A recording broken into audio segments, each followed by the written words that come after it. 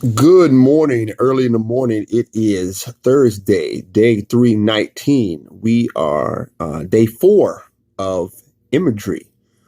And today is very interesting because yesterday, of course, we know it was 40 days since mom has passed. And today is 41, and it's also business-wise first quarter. So thank the Lord for getting us through. We are a week from Thanksgiving next Thursday, USA, of course. And so we are, getting it in once again. So day 319, Thursday. And day 4 of Imagery. Kind of tired, y'all. So I'm trying to take my time here so I don't get myself twisted up here. November 15th, some of y'all's pay period, payday, I should say. Today's subject matter is seeing to hear. What you see determines oftentimes what you hear. I'm going to give you 3 things here. Now, this is I'm not going to say new research, but I am going to say on the edge because, of course, we all know about branding. We know about images, pictures. Yesterday we talked about, matter of fact, I don't know what day it was, but it might have been yesterday. Pictures worth 1,000 words, but the question is which words. I think it might have been yesterday. I don't have my notes in front of me from yesterday, but today's subject matter is seeing to hear, or what you see can determine what you hear. 3 major areas dealing with imagery and sound. All right. Obviously, number one, not obviously, but number one, this is what the dolphins use, depth perception or sonar, if you will. They make noises and those noises bounce off of objects. Okay. So if you can think about this, that gives you a very profound picture of what's around you because sound is 360, right? You can hear what's behind you, hear what's in front of you. And sometimes you're able to paint a 3D picture in your mind of a cave, if you will, how big it is, how small it is, and also texture, right? If you talk into certain objects, the texture is determines what kind of sound comes back to you. So when you're dealing with imagery, you're dealing with things of that nature, when you're doing in branding, packaging, and things of that nature, be mindful of what kind of imagery that it paints and what kind of noise that you're trying to get the person to think about, right? When they see your product, right? Or even when they see your service, okay? Number 2, think about this. A person who is blind, right? Or if you go outside and it's pitch black, but you yell, right? Like I live on a ravine, if you will. And so at night, it seems like it's a lot louder because there's noises that are bouncing off of the trees, bouncing off of the woods, bouncing off of different things. Imagine if you played sports, all right? Back in the days, you go into they call them a box gym.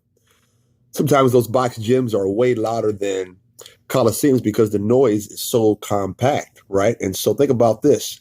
The image that you paint for your clients or customers allows them to pull from other experiences and they can hear what you're trying to paint in a picture, right? Small box. Think about the movie. I'm not going to say the movies because we don't get paid for it, but there are plenty of movies where old school sports, old school basketball, and I can imagine what it sounds like in there based off the imagery that I'm seeing because I know I'm familiar with certain types of gyms and certain types of coliseums, and I know what it sounds like. Okay, and watch this. This is what's interesting.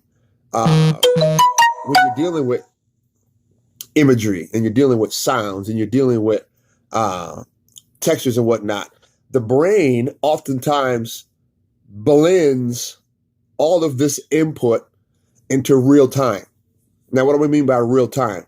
I yell and scream, that's real time. And that's for two reasons. One, for fight or flight, right? Back in the days, you had to know what's going around you because, a lion roars, tiger growls, a bear, things of that nature, right? You hear these noises and you have to know how far things are away from you. You need to be able to assess your environment. Well, guess what?